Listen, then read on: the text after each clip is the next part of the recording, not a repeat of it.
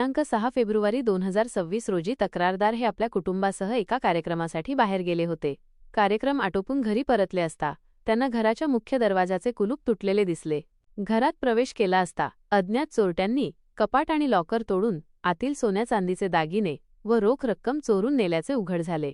या प्रकरणी रामनगर पोलीस स्टेशनमध्ये गुन्हा दाखल करण्यात आला होता. असा लागला चोरांचा छडा. घटनेचे गांभीर्य लक्षात घेता जिल्हा पोलीस अधीक्षकांच्या मार्गदर्शनाखाली स्थानिक गुन्हे शाखेचे विनोद भुर्ले आणि रामनगर पोलीस स्टेशनचे शिवाजी नागवे यांच्या नेतृत्वात 2 स्वतंत्र पथके तयार करण्यात आली. सीसीटीव्ही विश्लेषण. पोलिसांनी परिसरातील शेकडो सीसीटीव्ही फुटेजची 10 ते 12 दिवस सतत बारकाईने तपासणी केली. तांत्रिक तपास.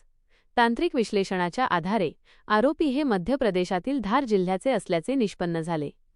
मध्य प्रदेशात 10 दिवस ऑपरेशन. आरोपींना पकडणे हे पोलिसांसमोर मोठे आव्हान होते. दोन्ही पथकांनी मध्य प्रदेशातील धार जिल्ह्यात तळ ठोकला.